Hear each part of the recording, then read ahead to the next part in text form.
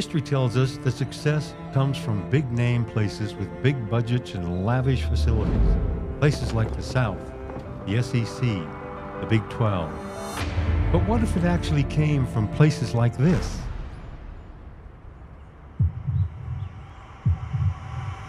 Over the past 25 years, the region of the country that is responsible for the most college football national championships on any level is Montana, North Dakota, and South Dakota. Take one more break. There you see him celebrating for the 4th year in a row. Absolutely remarkable. We'll be back to wrap things up right after this. Small, little facilities in forgotten places with forgotten players in 3 states up north. Schools like Carroll College, Sioux Falls University, North Dakota State, and others all hoisted championship trophies. Today, we're talking about the run that started it all. A Four-Peat string of national championships by Carroll College in the early 2000s that some would say changed the landscape of college football forever.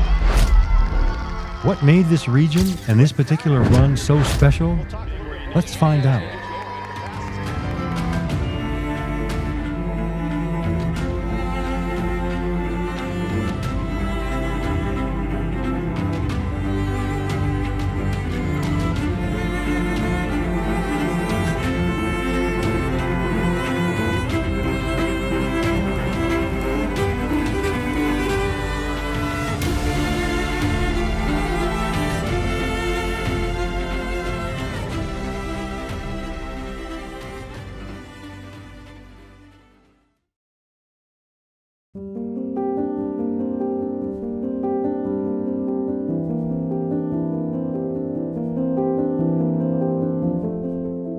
I am from Stockton, Montana, played 8-man football at Centerville, and now I'm a PT here in town. Yeah, 8-man football, that was fun, in 8-man football, especially like in a small town where you barely have enough kids to make a team. You just play every down, there was a lot of games where I played every down on offense and defense and special teams, and yeah, it's tiring, but it was so fun. And most, a lot of the kids just did it. And I think when I was a senior, we had 10 or 12 kids on the team, and some practices. We couldn't even have an offense and a defense scrimmage against each other. And so it's just fun. To say that this part of the country is remote would be an understatement. In 2000, the combined population of Montana, North Dakota, and South Dakota made up approximately 0.82% of the total U.S. population, with just under 2.3 million people in the 3 states combined. Farming, ranching, and outdoor trades in small communities built the backbone of this region, and also built a breeding ground for characteristics sought after on any football field. So my family's a farm and ranch family, and I knew that I wanted to go to college. I knew I wanted to leave the ranch for a period of time. And so sports was my outlet. Sports was my outlet my entire life. And I played basketball, football, track, did all the sports. I think just tough guys that, had a lot of skills, and I think they played a lot of in those small schools, you play a lot of different sports. And so you're playing basketball, you're playing football, you're playing baseball, you're running track. All 3 states are without a Division I FBS level football program, leaving a lot of talent to the lower levels of college football. And so, I think that, there was a lot of talent in those states, and especially before the time of technology, where now you can flip on, Huddle, and you can watch all this film, and you don't have to travel there. And teams, that are in the FBS level nowadays can go poke and pull a guy out, because at least they know what they got with all the film. Back then, I think there was a lot of under-the-radar football players in those states, in that area, that could have gone on to play Division I football, that were looked over or really never recognized because no one would travel up into those parts of the country. Well, I think the biggest thing is football is important in this state. Wrestling's important in this state. Toughness is important in this state. Obviously the Grizz and the Bobcats are out there and we're caught in the middle of it. But high school football in this state is big time. And kids take it to heart, and they're well coached. Winning 6 national championships in a span of 9 years and 4 straight from 2002 to 2005. At the time, a feat accomplished only one other time in the history of college football at any level. The Fighting Saints became a powerhouse dynasty in NAIA football. I wanted kids that took care of business. I wanted kids that competed. I wasn't very much a fan of a kid who only played football. Every linebacker I recruited, I said, you better run track. You better run the 200. Because I want to see your toughness on that curve and still have the 100-meter straightaway. I don't care if you win the race, but I want to see if you're going to be out to competing. Because number one, when you're playing other sports, not every football player plays basketball, not every basketball player plays baseball. So socially, you're interacting with different kids. Well, when you come to our campus, you're not coming with 5 or 6 of your teammates. You got to make friends with a lot of different people on campus, not just football players or basketball players, a lot of different students. But I think the big thing was in recruiting, obviously you want to make sure we had a good academic student here. What am I hearing from the head coach? But I would always want to hear and visit with assistant coaches to find out, sometimes what the real scoop is, if you will, and just, find out, is the gentleman we're recruiting, how does he fit in a team role? How does he communicate with his teammates? That kind of thing. And I think those were all the valid points when we were out recruiting. That's probably the biggest thing that they all had in common, is they had great families. Then not all of them came from, the 2-parent households, or they didn't have a guardian that was more of that parent role, but they all had structure. They could all be coached hard because of what they were grounded in, and they knew it wasn't personal, and that's important. And they were such great friends. And I know Coach Van Diest said this multiple times, but you could take 5 or 6 of them, drive from LA to New York with any 5 or 6 of them, and they would be able to chat it up and get along well. One thing that comes to mind is problem-solving capabilities. Whether it's the rural, whether it's agricultural, whether it's blue-collar, whether it's labor-based, parents, influences. You don't get lost in translation of numbers in those places. There's a responsibility-based, a labor-based, a problem-solving-based, a rise up to be something, a purpose, a value, identity. And those blue-collar or those rural environments, there's the identity is of hard work, or you have to solve problems where others don't, for all the reasons that we could think about. So I think, all of that contributed to, again, just why that group of guys and why that culture, came about and contributed to the successes on the field of that. Started looking around going, now wait a second, we don't have a whole bunch of regional schools in this area that are going to be pulling the best athletes out. Guys are looking to maybe to stay close to home. And I think that's why you started seeing so many of the great players look at Carroll College and say, well, I'll go there. Look at their facilities, look at their coach, look what they've got there. This is no different than going to any of the other mid-major regional schools that are in this area. A lot of rural guys that, just, had to work hard, but also, love playing the game. And the more leaders, the better your team's going to be. And how do you end up with great leaders? I think you got to have great people. And I just feel like in that part of the country, there was a toughness. But the one thing that still sticks in my mind is, Diest said at the end of that meeting with all of us, he's looking for bigger guys, faster guys, guys not my size, all the check boxes that I don't mark. And but he said at the end there that there's still a place in college football for tough kids to play. I think there's a big sigh of relief from a lot of players in that room, because we weren't the biggest, fastest guys around. We were just a lot of tough Montana kids that love to play football, and he kept us around on that belief that especially Montana kids, there's a place there will always be a place in football for tough guys to play. What I always remembered about the Carroll kids is that they're professional, they're polite. Right? They didn't, no cockiness involved, even though they're winning all the time. It was sir, it was yes, it was, it was none of this idea that we're too good for you, right? Geographically, the region wasn't cost-effective for Division I coaches to recruit. And without the modern-day technology of highlights films on the internet, recruits were hard to find. However, just because they were from rural America didn't mean they were any less qualified athletically. I think that's a question every small college football player thinks, am I good enough to play here? Hell, there was, in that 2002 team, there was probably 10 guys that could have played anywhere in the country and contributed. So, I think Coach Van Diest used to say,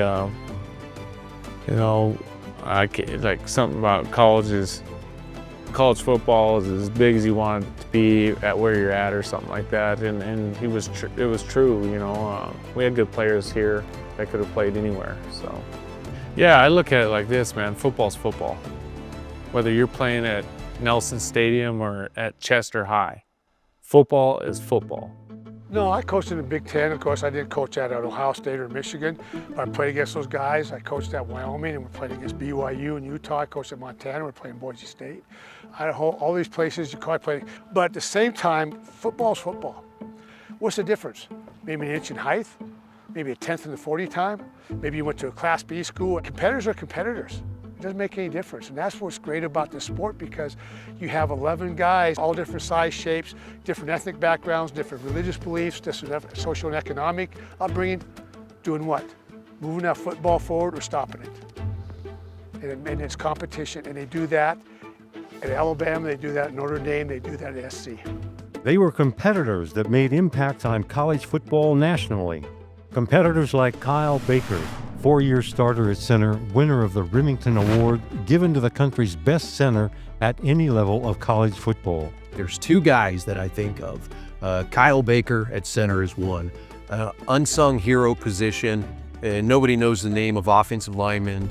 And this guy was grinding each and every week, doing what he needed to do for Saints football.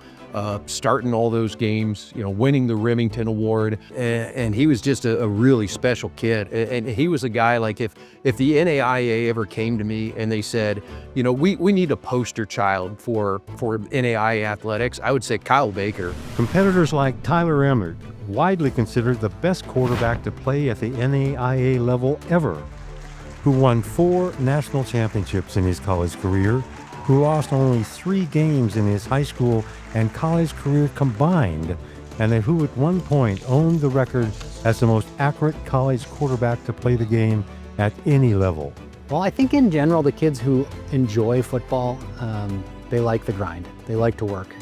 They like to put the time in for the small things. And kids who don't really love football, college football isn't really for them, because it's all the time. You do it all the time. And, probably the reason for the championships, none of which were like Division I, right? So we're 1AA and lower. So yeah, your blue collar work ethic, go to work, get your stuff done, but you got to enjoy it. You don't really get better working on things if you don't enjoy what you're doing. And enjoy doesn't mean that, it's still competition. It's still going as hard as you can go. It's still putting the time in so you can try to get a little bit of a step ahead. You look at, the best NAIA football quarterback in the history of NAIA football, and Tyler Emmert. There's no two ways about it. There's like 3 guys in this world that have actually researched the best NAIA quarterback ever. I happen to be one of them, and I think I have to have a little bit of an opinion on this to say there has never been a better quarterback in NAIA football, not only for the division of football, but for their program as well. If I look at, NAIA quarterbacks even to this day, 20 years later, and I talk with my co-host of my podcast, and we talk about some great quarterbacks, in the NAIA right now, we all go back to Emmert. We all go, well, Emmert could do this and this. He's not there yet. That kid's not there yet. He's not quite where Emmert was. And that's something I think that, when you talk national championships at Carroll College, you can't help but talk about Tyler Emmert and what he was able to do. Competitors like Jeff Shirley, whose streak of 57 consecutive starts is the most by any player at any level of college football. Oh, I usually tell people So yeah, I started 57 games straight, which is amazing. We had 57, right? I usually tell people I was too slow to ever get injured. Just kind of fell down and made a pile. But no, I think a lot of it, I don't know. You know, again, I really, you know, wanted that starting position, and I was really proud of it, and I just played my ass off so I didn't lose it. And then to stay injury-free for that whole time, that's got to be a lot of luck, I suppose. I don't know. Another guy from the team I just looked at because he was there every stinking game, was starting every single one of those games over 4 years with Jeff Shirley on the defensive side. You know, Shirley was never the best defensive player for the Fighting Saints, never won, you know, many national awards, was an All-American, but he was a guy that you could just rely on week in and week out as well, and to do assignment football. And he wasn't a guy that was, you know, at least from my perspective, was overly boisterous or anything like that. You know, he was a lunch pail guy. He showed up every week and he did his job.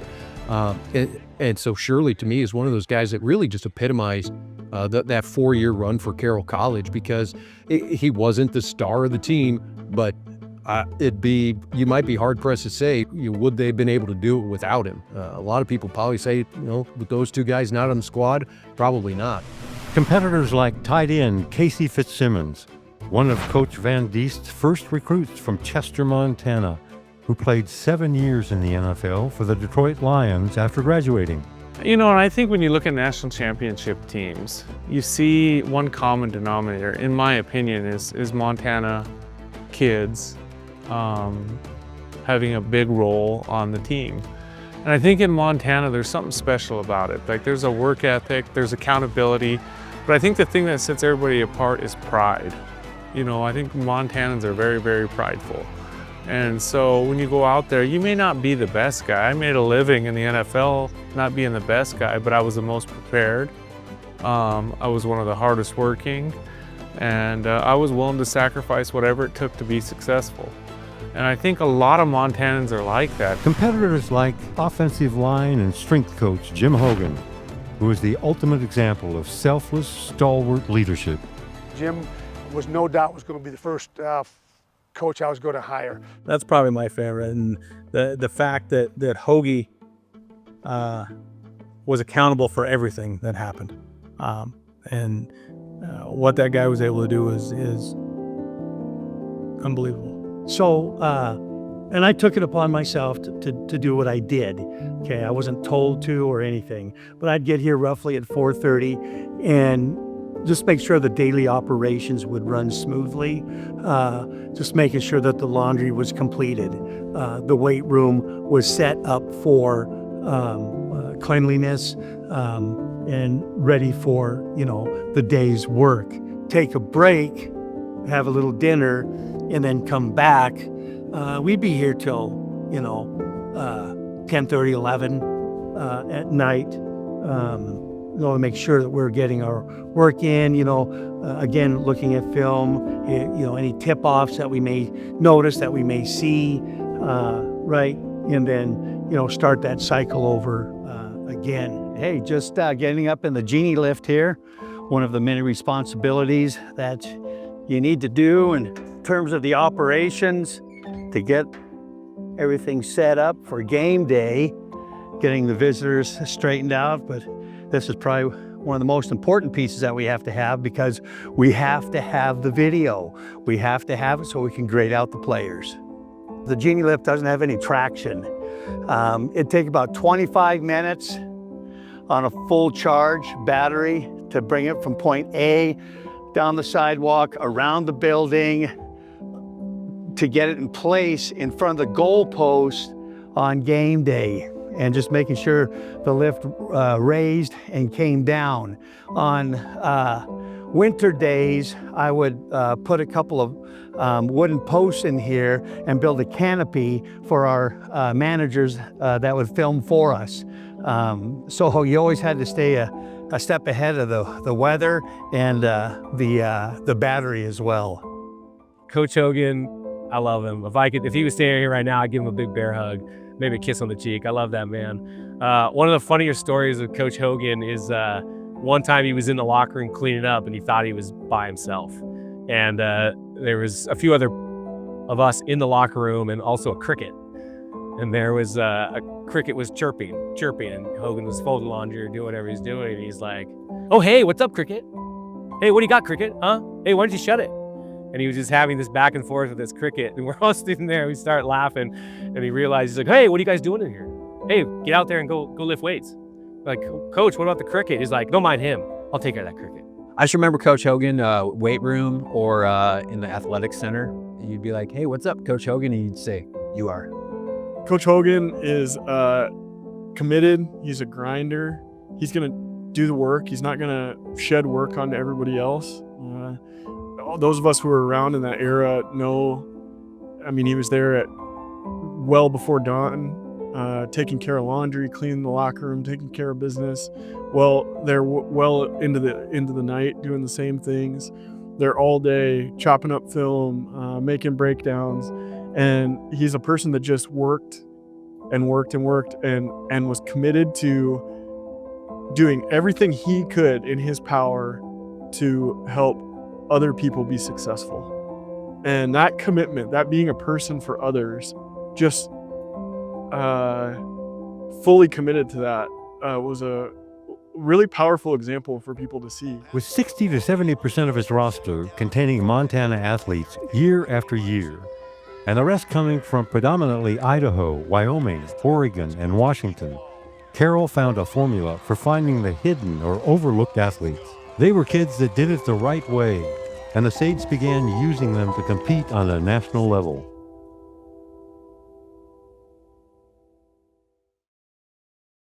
Good. Protect the leg. Drive that leg through. Other side. Ball in the right hand. Ready to go. There's a standard here at Carroll College, and it's to be good. You know what I mean? And there is no substitute. You know, there's no okay years to have a bad year. Quick, move. Don't raise your elbow. Keep it tight. In the 7th grade, I knew I was going to be a Saint. Growing up in Helena, you know, Carroll College was, you know, the place to be with the summer camps and everything. For a whole week, we would spend here at Carroll College, up in the dorms and everything. Go get yourself, Gage. Let's go. Let's go. Play fast. Move. Move. Move. Move. Let's go. Ready to go. Push it. Push it. Push it. Push it. Good. I ran around with Paul Petrino, John Hubestall, Shannon Blix. You know, we kind of went to the games and stuff all the time, and then had an opportunity. Then Coach Petrino, that senior year with I think Bobby Petrino Jr. and Coach Petrino Senior, and gave me an opportunity, and an unbelievable opportunity, and very, very thankful. Would not be where I'm at today without that opportunity. Proud of you guys. You guys have been playing your asses off. So we always talk about that when stress level happens, a bad ref call, there's a holding call, there's whatever. You know what I mean? So stay the course, never too high, never too low, get to that next play. Let's find a way to win in the 4th quarter. There's a lot of coaches out there would love to have an opportunity to go back to where they played and help continue that legacy and help continue that tradition. But you got Con Lacey and Jerry Lindorf and Bill Darcy and just a legacy of guys. That's the coolest part, is the tradition of excellence around here, the legacy and the 100 years of football, which everybody laid a stone to lay the foundation to where Carroll football is today.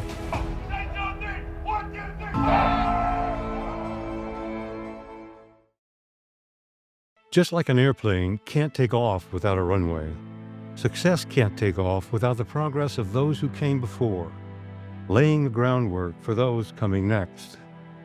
That groundwork started over 110 years ago on a hilltop in the Helena Valley. Originally named Mount St. Charles College, football on campus started in 1914, adding a collection of improbable wins and even a few lopsided losses.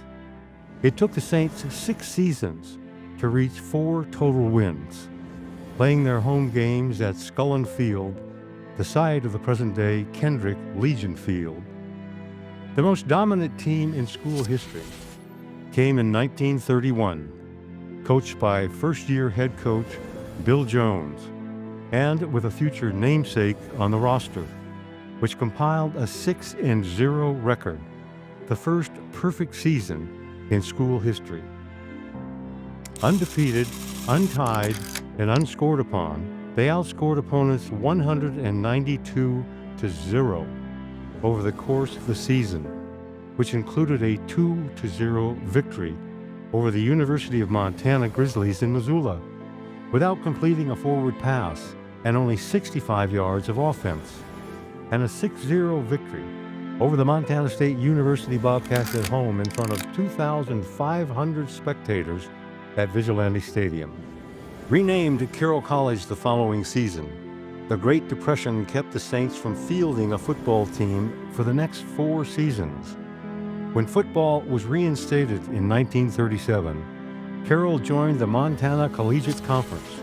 The undersized 1941 team, under Coach Ed Simonich, a former Notre Dame star halfback, was the first team to earn the nickname the Fighting Saints for their scrappiness and determination, even in the face of much bigger or skilled opponents.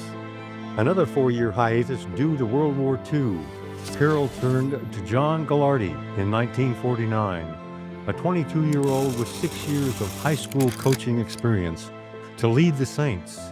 That fall, the football team didn't even have matching uniforms, so the first thing the Colorado College graduate did was spend his own money on extra uniforms so the Saints could look like a team.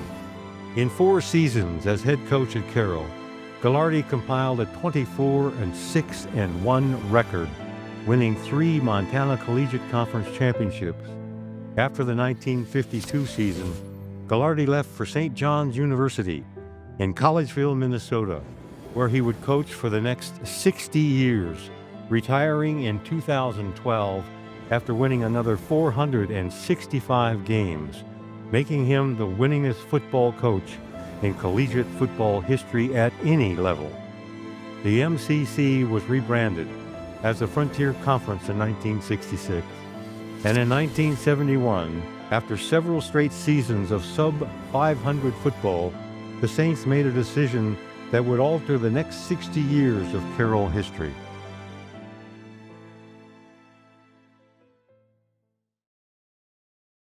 I don't want to use the word rough. I want to use that he was tough. He was just, and he was old school tough. And with Petrino, like he did it the old way. No excuses. Mistakes weren't acceptable. You practiced and practiced and practiced until you got it right. There was times we lost a game and we came home and had practice after the game. But that was kind of Petrino's way. Is just the old original football, the way it used to be played. In 1971, Carroll hired a former Butte Central head coach named Bob Petrino Sr. to lead the Saints, a move that brought old school toughness back to Benton Avenue. Run over those guys, run over. I really respected the way he was able to win. I mean, he put up great records at Butte Central, great records at Carroll College. He was a disciplinarian. He was kind of difficult to play for because he would really get in your face. And a lot of us didn't enjoy that, but the result was we won. So he was kind of a tough coach. He really studied the game. He worked hard. I remember in high school, not a lot of schools were doing winter workouts, weightlifting, those kind of things. We had a lot of summer drills where he couldn't be present, but the team was working out and playing. So I think he was ahead of the curve a little bit in how dedicated he was, and that showed up in the results he got with the teams that I was able to play on and watch. Nicknamed Putter as a child by his mother, after racing a toy boat down the streets of Butte, after a rainstorm and mimicking the putt-putt noise a boat would make, Petrino brought an attention to detail and discipline that was on display every day. This is another play where we want to get the ball in the quarterback's hands. We want to get it in his hands. He's a stud. We don't want that defense taking him out of the game. Fired up in practice, expectations were high. When you made a mistake, just like, when you're running hills. So I ran up and down Guad Hill here about 8,000 times, put about 10 miles on that place. As tough as he was on players on the field, Coach Petrino had a caring side just as fierce. Good job, good job. Let's go, one more over. All right, yeah, let's go gunplay. Just an unbelievable person. a great motivator, you know, and again, and he wanted us to be successful, wanted us to be the best we could possibly be.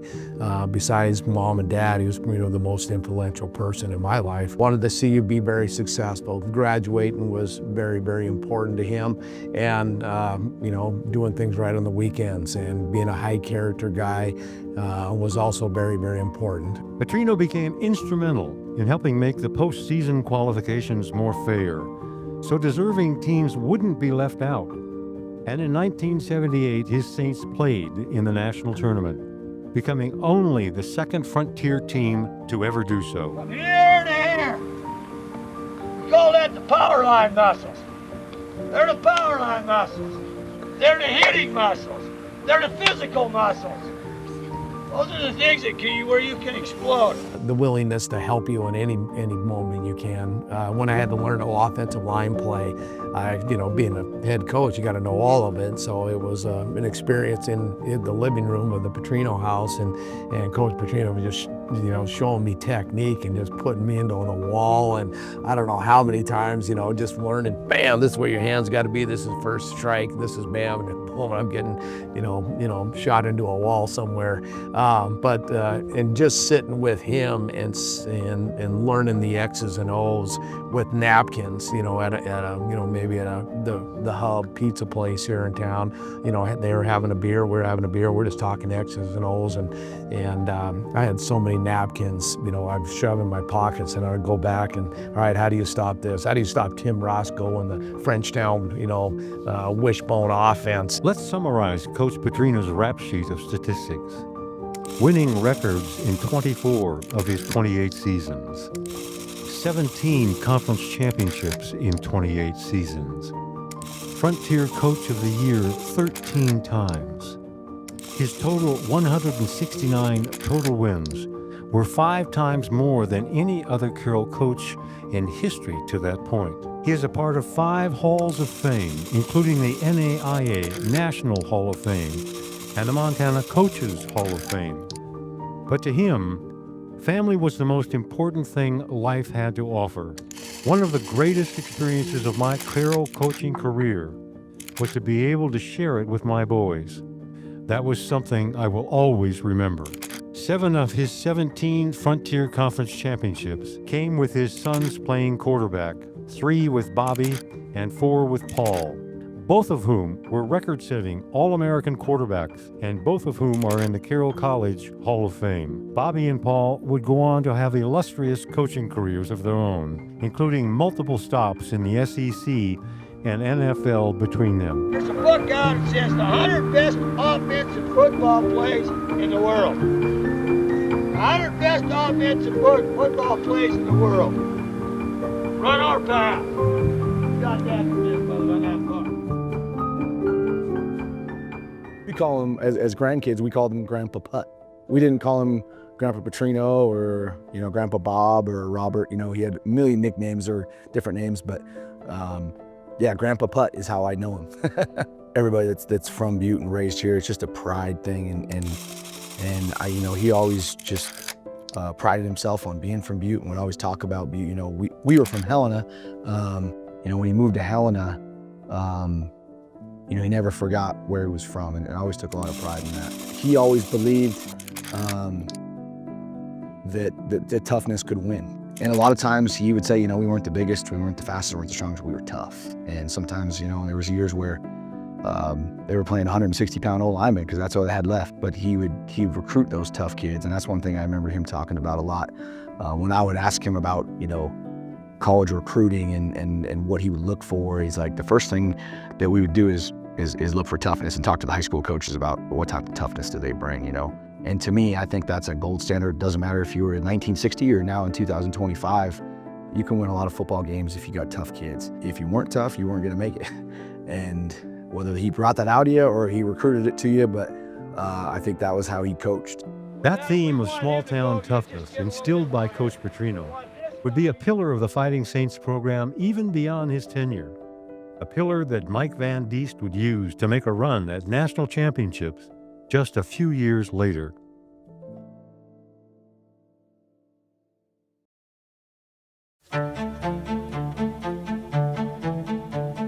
But yeah, I mean Van Diest. I mean he was the king. Yeah, I'd say the first thing about Mike Van Diest is he's not from Helena. He's from East Helena, right? Success is not done alone. It's an ecosystem, each strand of string combined together to form a rope.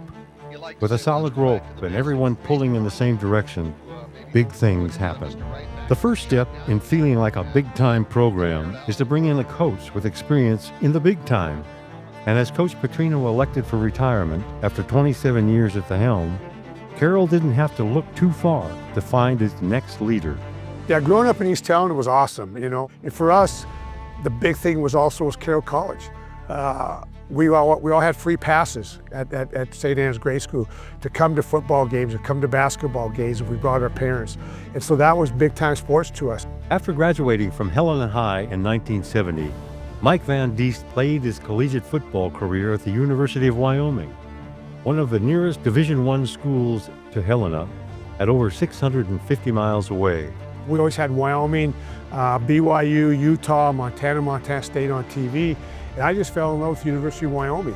And I said, that's where I want to go to college, is the University of Wyoming. Listed as a tight end and offensive guard, he was signed by the Washington Redskins in 1975, following a free agent tryout camp in Texas. I went to a tryout camp with the Washington Redskins. They signed me to a $16,500 entry-level contract, which I thought was awesome. And I worked my tail off that summer, but George Allen at the time really didn't want to bring rookies in, so he'd rather bring in free agents and veterans. So a lot of us rookies were left off of the final roster to go into camp in July. But it was great for a while. I was a Washington Redskin, and I thought that was awesome, but lo and behold, that wasn't the path that was chosen for me. So the fall of 1975, my dad and I would go to Carroll games, we'd go to high school games, and one afternoon I had a lot of friends that were playing at Carroll College from the Helena area, and I left at halftime. I said, Dad, I don't enjoy being a fan, I want to go be a coach. The next 2 decades would land Van Diest in coaching positions at UMass, Northwestern, the University of Montana, and Wyoming twice, giving him a wide perspective of coaching and how a football program should look. That ability to leverage his Division I experience paid dividends when he applied at Carroll College. I wanted to make these players feel like they were Division I athletes. They were going to practice like that. They were going to be in the weight room. They were going to be accountable in the classroom. They had to be on time for weightlifting, for training. You know, we didn't have training table, but there were going to be times we're going to meet for meals and things like that for our nutrition. We had to do things in the summertime different, like Division I, where you stay in town and work out. I had these guys up at 5:55, 6 o'clock a.m. and doing the workouts, and the lines weren't very long. There weren't many players going through those stations, and they had to suck it up, and some of them quit, and we didn't have many players out. But the players saw the intensity that we had, and the players that stayed, it's kind of like what they did at, I think it was at Notre Dame or Michigan. Those who stay will be champions. That was kind of our motto. The first big-time opportunity for his team came in his second season in 2000, when his Saints made the playoffs for the first time and traveled to face Valley City State University. When we wake up the next morning, or that night I think, there's like 19 inches of snow in Valley City, North Dakota. They don't have enough equipment to move that snow. Well, it just so happened that North Dakota State was out of town. So we're 40 miles from Fargo. They called up to see if we can get in the Fargo Dome. We got in the Fargo Dome. So we're taking our players, they get to play in the Fargo Dome. You know, obviously there's like 3,000 fans rather than 20,000 fans. But our locker rooms, the field out there, the scoreboard, our players said, this is big time, coach. And then the competing part is, you know, when you're given everything you have, I mean, and there's nothing more to give, and you can do that at every level of college football in every sport. It doesn't have to be just at an FBS school to where, you know, there's 100,000 people in the stands. And so when you give everything you have, it means so much. Another opportunity came in 2001 that changed the landscape of Carroll College, literally. So when I came in, there was a hole here. And then you can see the press box being built up behind us. I know a lot about it. I was involved in it. I sat and listened, but they had a lot of people. Bob Robinson was doing a great job. Dick Anderson was doing a great job here. So we were beneficiaries of that stadium opening up in 2001. And so the excitement there, coming off of a conference championship, we ended up number 3 in the nation, behind Georgetown and whoever else that won it that year. So it was pretty cool. It was pretty cool.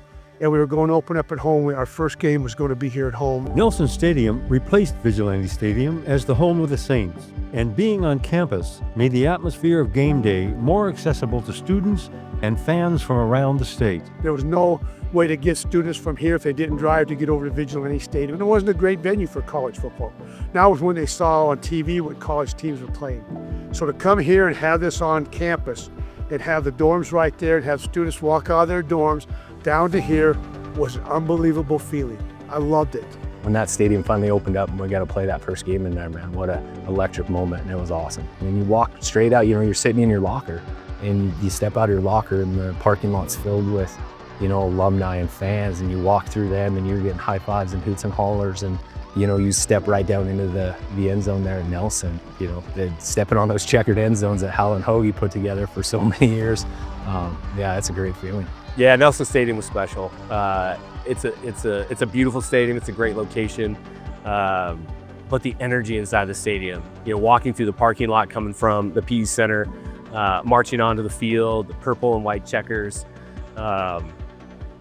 warming up in game day, sprinting down to the other end and getting warmed up, looking up in the fans, the stadium, and just hearing a buzz. You don't actually hear individual stuff. It's just the buzz. The Carroll crazies in full effect. It was something special, and it was just a special place to play. The grass was incredible. I mean, as much as turf is a great thing, that grass in Nelson Stadium was something special to play on. They took better care of it than any golf course probably in the world. Fun to play on. Great place, on hot days. Great place on snowy days and whiteouts.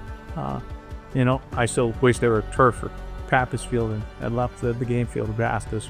A wise man once told me we're the fastest team in the country 1 month out of the year. So it's December in Montana. So Consistently voted among the top stadiums in all of the NAIA, Nelson Stadium elevated the experience for the student athletes and provided a valuable weapon for any team venturing in during the playoffs. We flew in the night before, and there was a lot of snow. And some people would refer to that game as shoegate a little bit. Let's go down to Joe McClafferty. He's going to check out the footing for us. Joe? Hey guys, if there's a person running out there without a shoe, I stole it for just a second. Just wanted to show you the cleats. It's a molded cleat, a little bit of steel on the bottom, and this baby is hard out here, very slippery. You got about maybe a 1/4 inch to get down inside, and then after that, you're gonna fall down. Guys? The shoes that are being worn by the Cougars, maybe we'll get them to check out the shoes that are being worn by the Saints, because they look like they're a little different. They do look like their footing is better, don't they? Yeah. Well, what I got here is the shoe that Carroll College is wearing. You can see it's not the molded with the steel like we saw with Sioux Falls. These shoes came from Missoula, more of a turf shoe. Might be the reason they got a little bit of tracking, guys. They're staying on top. They're wearing more of a sprint turf type shoe. Keeps their feet from sliding because you can't dig in. Well, that, I got to admit, is what I was worried about, because USF came prepared to play on a grass field and brought the standard spikes. You get here and you feel how hard it is. You wonder if you maybe ought to almost be going either with turf shoes or even with sneakers, Brian. That was a lesson learned right there on my end. Hey, tough hat, you just said that. What do you talk about at halftime? Well, the thing that we pride ourselves on is never quitting, whether we're up or down, and we're just going to keep fighting. And we got to make some plays. So we can't win a football game unless you score some points, and we got to move the ball a little bit. Our defense has pretty much started on our own side of the field almost every drive, and Emmert's having some time back there to pick us apart. So we just want to regroup, and we got to get our guys to come out here, and I know that they'll play hard and play with class here this second half and give it as good of a run as we can. Thanks, Coach. Thanks for stopping. Good luck in the second half. But we beat them 55-zip, okay?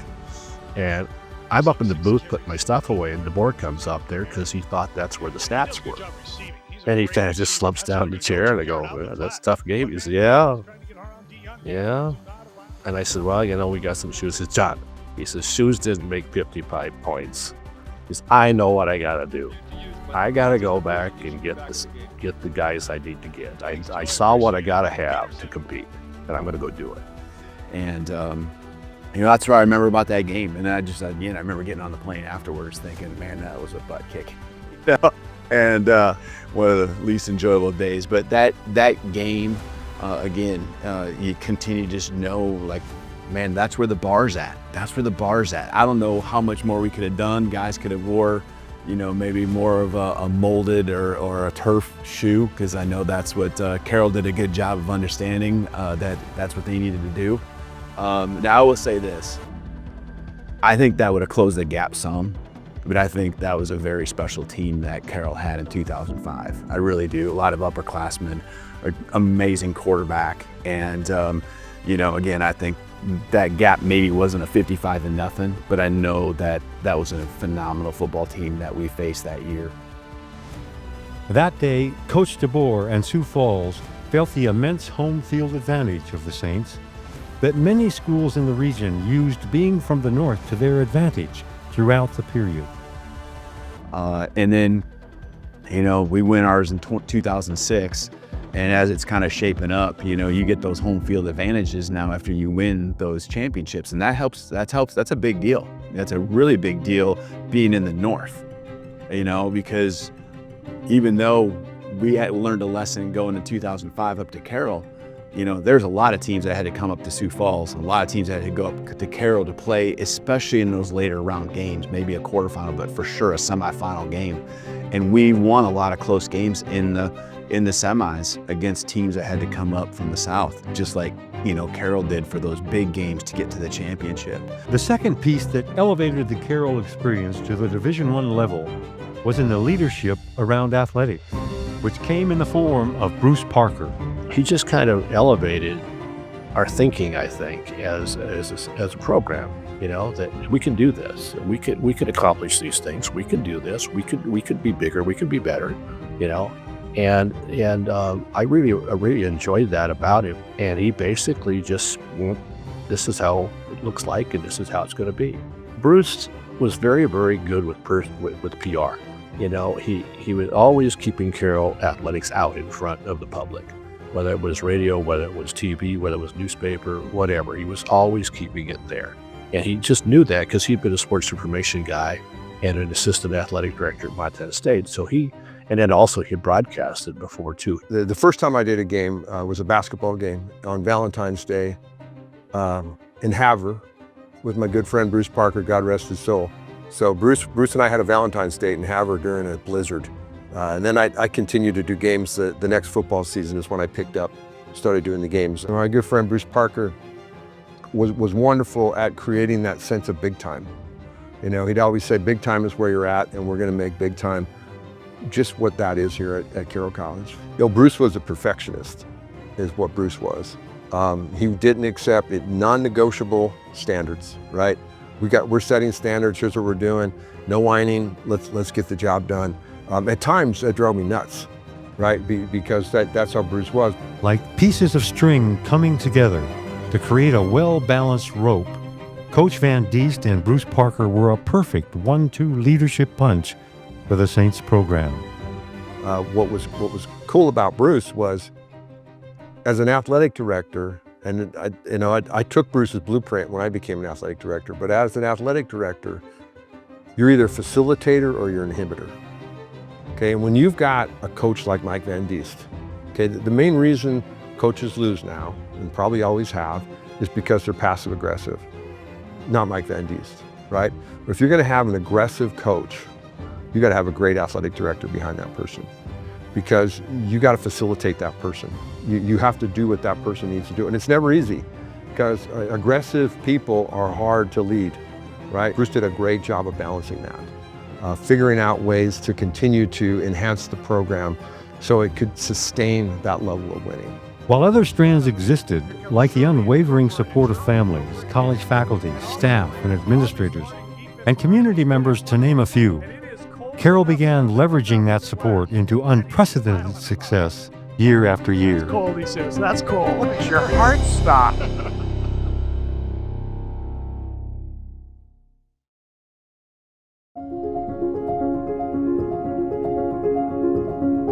I just never thought we were going to lose. Just never ever thought that was going to happen. Body language, everything, you know, but it was just ready to go. And that brotherhood, you know, those guys just wanted to play for each other. Elite looks different, and it starts with mentality. Any of the Fighting Saints teams that ended their season hoisting a championship trophy all had something in common, and it wasn't their overpowering physical prowess. What they had was an elite mentality, which helped them to weather any storm thrown their way. I think one of the things that was always paramount, they always put in the work because they didn't want to let down the guy next to them, but they always wanted to be the guy. I think there was 32 kids that stuck it out, and that Coach Van Diest had his first spring ball.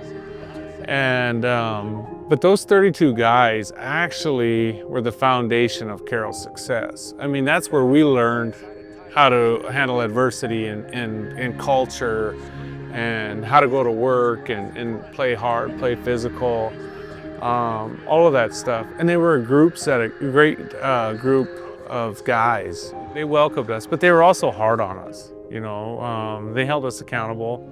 And for us, yes, winning the national championship was what we all wanted to do. But the reality is we didn't want to stop playing with each other. And we didn't want anybody to take that away from us.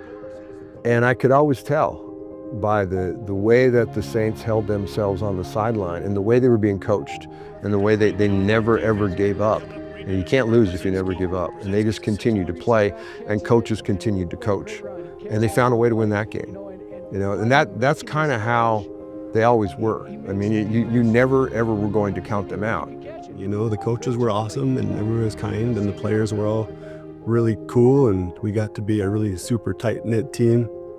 And I think, you know, there was no real animosity between the group, which is a super cool thing. I felt like I was welcomed very well, and I think that was probably a big part of our success, was everybody was pretty tight. Just a true team. I mean, the seniors weren't too good to hang out with the sophomores or, you know, make sure everything was going the right way. Now, there was expectations that came with that, which was good. They held us to that high standard, and we probably needed it as young freshmen, sophomores, or whatever, but that's how you build that depth in that team and team mentality there, which is, I think, looking back on it now, you know it's unique and doesn't happen everywhere, and, you know, it doesn't happen all the time, and hard to maintain from that piece of it. Yeah, the Carroll way, in my opinion, was just playing for each other. I mean, we talked a lot about brothers, and it wasn't just something you say on a team, because we're all still brothers. We all still hang out now, 20 years later. You know, if you are trying to win championships, then everybody from the president down to the janitor of the gymnasium needs to have, we're going to do it the best. You know, we're not going to allow our facility to not look good. We're not going to allow, the grass in our oval to turn brown and have weeds in it. We're going to have a championship mentality from top to bottom of this school. And we're not just going to speak it. A lot of that really shows its true colors when no one's around, when no one's looking. To me, that's what integrity is who you are when no one's looking. A saint, by definition, is someone who models excellence in all that they do and knows no equal in servitude to those around them. And the game of football creates a brotherhood when the success of the team outweighs any personal desires. I'll say to this day, the place we won the most games wasn't at Nelson Stadium, it wasn't on the road. It was on the gym floor in winter ball. That's where we won games, is guys were competing so hard with each other and for each other. And again, that's a really unique thing, is that guys are competing against each other. When you're in winter ball and you're running and doing all those things, you're fighting for a job in the spring and in the fall, but you're also doing it with and for each other. And so I think just keeping the focus on that all the time, and keeping the focus on, we're not doing this for anybody else. Yeah, again, the wins, we all want to win the trophy, but we're doing it for each other. That's what it's about. To be consistent, you need consistency in leadership. The three-headed attack of Coach Van Diest, Coach Howlett, and Coach Hogan created that stability by staying together on staff for almost 20 years. And I think anytime you see one of these prolonged runs in the NAIA or in college football, for that matter, at any level, when you see one of these prolonged runs, the staff stays together. And that's what you had with Hallett, Hogan, and Van Diest. I mean, every single year, those guys were around. They were building the program. They're lifting the young guys up, putting them into roles years later as leaders. And they knew how to develop young men into not only great football players, but into great people as well. You know, the thing that Nick is a very meticulous, straightforward. He knows when to hug you and he knows when to discipline you. And so Nick and I are great friends to this day. And I kind of clicked with him when I got here. He was a young coach, but he had this thing about you that he knew how to get the most out of you. You know, he understood who I was and what kind of person I was, and he put things around me to be successful. You know, he knows everybody's weakness and everybody's strength, and he knows how to get the best out of you. And as a coach, I think that's the number one quality. That's your job, that's your purpose. Yeah, so I mean, the way Hallett had it organized, before you got to the game, you had a pretty good idea what they were going to be doing on defense based on down and distance situations. And that's not how Coach Hallett taught it. And it seemed like a guarantee to be successful if you just executed the way Coach Hallett taught it. I think Coach Van Diest, Coach Hallett, Coach Hogan did a really good job of just getting us to understand you're going to play this game the same way you've played all your other games. So your approach needs to be the same way you've played all your other games. You know, when it's time to do football, let's be locked in and ready to go. And when we're not, just be you. Well, I don't think any coach can do it all himself, you know, and magically those players have bought in. And as we talked about, whether it's policing themselves, holding themselves accountable to each other, I think that's as powerful as there is. And they all know if they messed up, who they're going to have to go see and what that was going to entail. You're going to have to run, whatever. But looking their teammates in the eye and saying, hey, I did this, that carried more weight, I think. I think I just didn't want to let those guys down or anybody behind me. And so it's like, I'm not going to be the guy that's going to make a mistake and, you know, and want these guys to trust me. So it makes the guy work extra hard.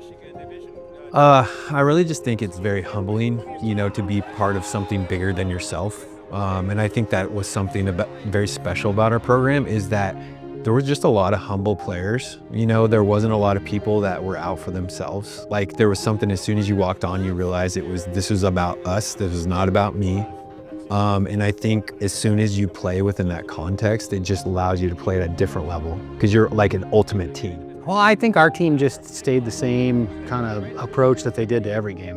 When you're at football, you're locked in, you know, it's time to go. When you're not at football, you're just who you are. We're just normal people. And, you know, some of them are goofy and some of them are a little more serious. And everything that we did was a competition. And, you know, when there's, you know, if we're going to play 3 linebackers across the board and there's only 4 of us, you know, you're not going to, I don't want to say you're going to change your competition level, but when all of a sudden there's now 10, 11 linebackers and, you know, everybody's vying for a spot, you know, you're one play away from, you know, moving down on that depth chart. It creates competition, makes everybody play harder. But I mean, it was like there was competition every day in practice, every single day. Hell, I think most practices when we were there were tougher than games. You know, I remember watching Travis Honor and Justin Thomas just knock down, drag them out, street fight, and then come in here and laugh and giggle and have a good time. You know what I mean? We knew when to turn it on and turn it off. I think, you know, the cool thing about our team was, you know, Van Diest, you wouldn't think of him as letting people be loose or, you know, like, you know, you'd think, oh, he's in coach mode, like, no, here we go, right? But yeah, he had a uncanny way to kind of let that team be who they were while still molding them into what we needed to be successful on there. And so that's what Van Diest he brought in a group of guys that could like gel and mesh. And there's guys from small town Montana, from Washington, Idaho, California, Colorado, I mean, all over the place, country boys, city boys, and brought us together, and everybody just gelled and became, you know, we got to be ourselves. But we got to be silly. We got to have fun. And we played for each other. And that was kind of the thing. It's like, hey, I'm not playing for stats. I'm not playing necessarily for the win. I'm playing to not let the guy next to me down and the guy that graduated last year down and the kids coming up down. So it was just that mentality was the Carroll way. And, you know, at that time, that was going to be our last game at Nelson Stadium together as a group. And so that was meaningful. Because we walk on that, we cross that white line together so many times, and you only do it so many times. And that was going to be one of the last ones ever, and the last one at Nelson. And I think we went on a high point for sure. I think we're getting closer, but winning isn't something that you're entitled to. You know what I mean? And I think that some guys think that, you know, you're going to be handed the game. When we walked out on the field, the team, I guarantee you, every team we played knew that they were getting in a street fight. We were there to fight. We weren't there to be nice. We weren't going to help you up or any of that stuff. We were there to fight. And I think that that's what you got to get back to, is being physical and carrying a swagger about you, but also being able to back it up. I wish I could have found ways at the time. Everybody looks back and wishes you would have done a few things different. I wish I could have found more ways to express how grateful I was for guys that were giving us a look over those years. I mean, I blocked everybody on scout team for Carroll College. I blocked everybody from, you know, a walk-on that made it 6 weeks to an All-American that broke records. So those guys were so important, and getting again, I took it really seriously that they need to be lined up the right way and do the right things, but it was so important to our success. And we for sure would not have won those games without those guys. And a lot of them came on and ended up doing even greater things beyond the redshirt year. So for all the rib bruises that I might have given over the years, they're just little signs of gratitude. And I can remember as I'm walking off the field, you know, I can see my family in the stands and other people as I'm looking up and knowing, when you know it's going to be your last game, and I knew it would be my last game, I'd been thinking about that for a while. And I think just all the emotions of the experience of those 4 years, but really since I was a little kid playing flag football, are all just very present right there. And I think I had thought a lot about that. If we were going to be fortunate enough to win, I wanted to be in a place where I could think about being grateful for my teammates and my coaches and all the people that had helped me get there. And that's really the way it felt. Mike created, and I could see it as over the years as his captains would change and his sidelines would remain the same. And it was that level of sustainability. If you're going to be an aggressive coach and you're going to be on your players hard, right? You're trying to push them with these non-negotiable standards, then you're going to wear that out after a while, right? But if you've instilled that in class after class after class, they start to be accountable to themselves and to the team. And it doesn't have to be the coach. And that's how Mike was able to sustain that. And in my opinion, that's where Bruce really comes into play into this, because, you know, when I'm AD, never does a coach come into your office and say, I don't need anything. We got enough money, you know, I don't need any more scholarships, everything's good in the program. They come in and they're like, hey, this is wrong, this is wrong, this is wrong, and I need support in order for us to be successful. Bruce was there, he didn't say no. He was the facilitator. He was there to say yes and continue to do those things and work it through. And just a great marriage, you know, with those guys together. Being prepared allowed them to weather some seemingly insurmountable storms. None more evident than the final drive for the 2004 National Championship game, and arguably the most famous play in Carroll football history. Player of the Year. In 2004, he's thrown for over 2,700 yards. He's rushed for 200. He's the trigger man that will determine Carroll's success today. I think the drive before that, Tyler called timeout on the goal line. And Coach Dick, it was our last timeout. Coach from Diest wasn't too happy about it. Final timeout. Wow, 7:01 to play. And look at Ben Diest. He's not very excited about it. He's a little upset. He may have been your player of the year before and led your team to the championship game again this year, but if he doesn't like what you did, he's going to tell you about it. And you know, probably right, but I know Tyler that we're not going to score here, so it doesn't matter if we don't score this, or we burn timeout. And I remember one of the radio guys after the game was interviewing Tyler and said, "Hey, what did Coach Dan Diest say to you during that?" He said, "Jesus loves you, and so do I." And so as the game progressed, the game was pretty close. Towards the end of the fourth quarter, we're down 13-12. The naked boot, and he'll find Jackway in the middle, and he's near the goal line. It'll be first and goal for St. Francis. And now it's 13-12, and they're going for 2. And our defense rose up and made, I think, the play of the game defensively. They don't score. So now we're down by 1. We were down, freshmen in a national championship game going, we got to go the whole field. We're going to have to kick sometime.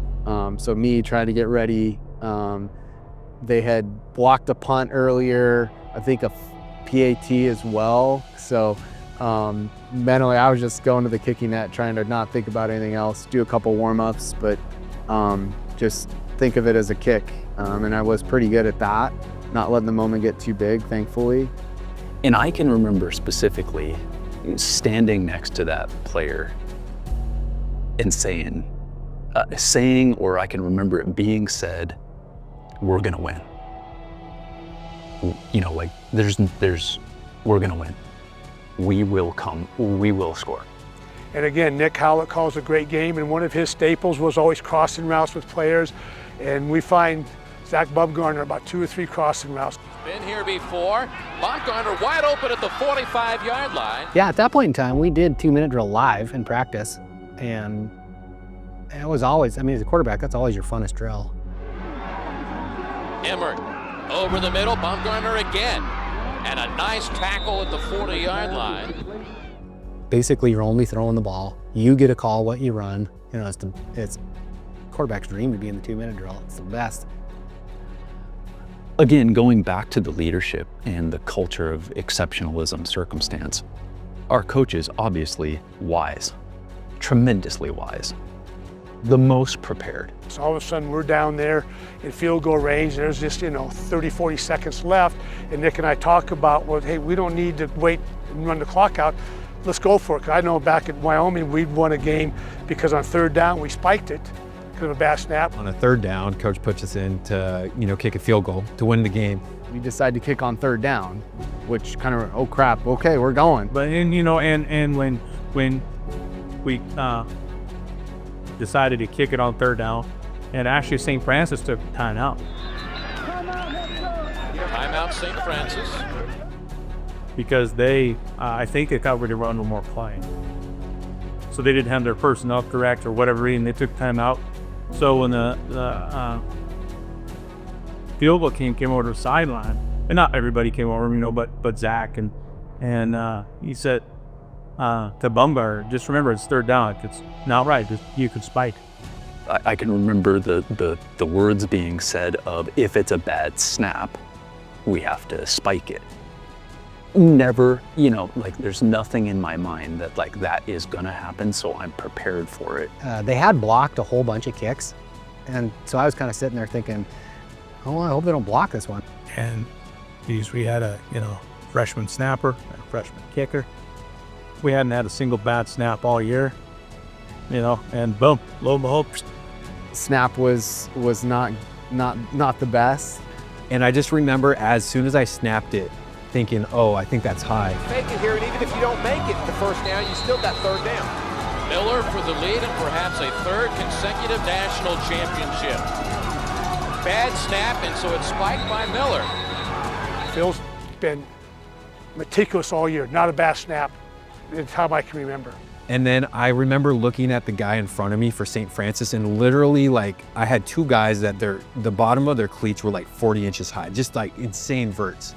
And I was like, oh, this is not good. Zach Bumgarner, my holder, had apparently talked to the coach of what to do. I did not know that. He stands up, spikes the ball. I go, what are you doing? I caught it, and just so happened to catch it in a way that my body was oriented in at least its forward pass. There is a lot of, if there was replay at that time, would that have been reaffirmed? As though it was a forward pass versus a lateral? I don't know. I run to go get this ball, and knowing, oh my, I'm gonna get killed. And I was just remember thinking, you know, closing my eyes, going, I'm getting pummeled. But I had the ball, and the refs blow the whistle and say dead ball. Third down play, and their team and their coaches on the sideline go bananas. They're yelling at us, calling us every name in the book. We get a kick again, and we're looking at each other like, I didn't know you could do that kind of thing. And I was like, oh, thank God, like we still get another shot. So then after that, I'm like, Lord help me, I could do this, you know? And I had full faith in Marcus Miller. And I remember Zach Baumgartner really looking at me, and he was like, hey, you got this. Like looking at me with confidence. He knew I could do it. He knew Marcus could do that, and that means a lot, you know, when your teammates lift you up after a bad play. And so I was just like, all right, trust the process. Here we go, and snap. For the lead and a championship. Hit it good. And I remember getting knocked to the ground, laying on the ground, and just hearing the cheers.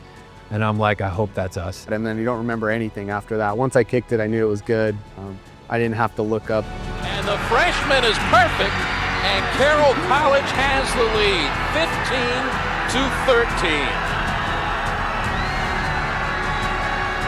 15-13. Crazy circumstance. And then, again, going back to the mental preparation, the physical preparation to get another chance, you know, is like, holy smokes, you got to gather yourself really quickly. And again, because we're dialed, because we're trained, because we're adequate athletes, and we have accepted and care and bought in, the rest is history. Historic enough to catch the eye of Chris Berman and the SportsCenter Top 10 Plays. How about this play by holder Zach Baumgartner from Carroll College from Helena, Montana. Alertly spikes it, giving Marcus Miller a chance to kick a field goal. Good.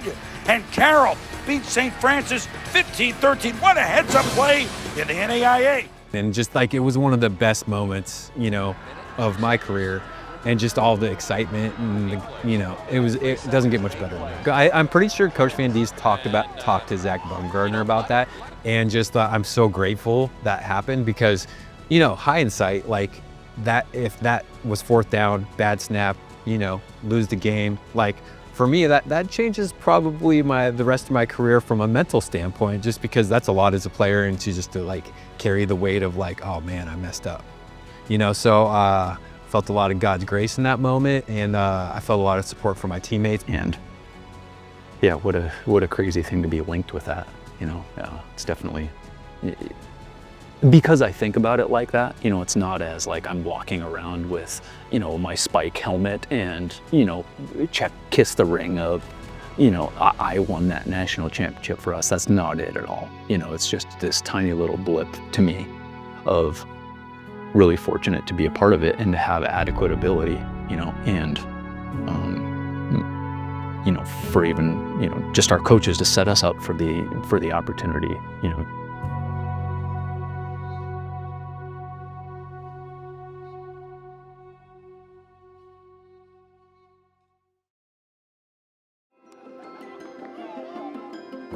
Tough kids from tough places with a connection non scule sed vitae, not for school, but for life. What happened at Carroll College might have happened in a small place, but what happened wasn't small.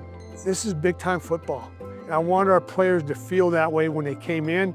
I want them to feel that way, and if they didn't, that was on me. I was a failure that I let down. But I wanted our players to feel like I played college football. And I played at Carroll College. At Carroll College in Alabama, and Mount Union, and Whitewater, in Oklahoma in those days with their 40-game winning streak, at Penn State. It's no different. It's no different. I know Caleb feels the same way about Sioux Falls. We're no different than North Dakota State, other than that they won 11 or 12 national championships. But that's the type of program. I want people at Carroll, in Helena, in the state of Montana, to feel that way. I think sometimes maybe we lost that celebration a little bit. Celebrate the past. We don't have to live in the past. Celebrate the past and build for the future. The greatness that began on the field at Nelson Stadium paved the way for other wildly successful runs in the region. But that's a story for another day. One more time. Hey, we'll march again. When the Saints go marching when the Saints go marching in. Oh, when the Saints go marching in. Oh, when the Saints go marching in. Oh, well, you better run for cover when the Saints go marching in. Bellow shake! Bellow shake! Woo! Yeah!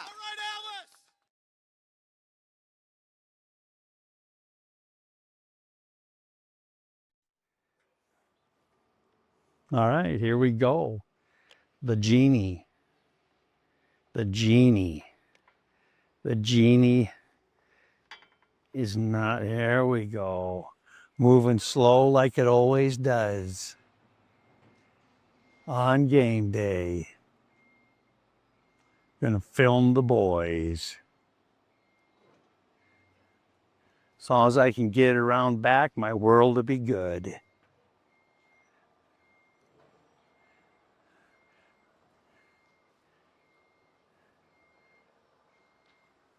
Boy, a nice fall day.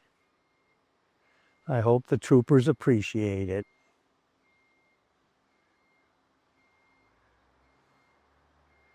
If I had to travel from town to town, I would never make it.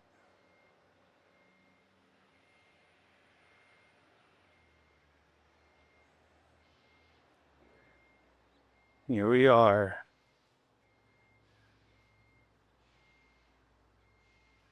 There we go, just cruising down the highway.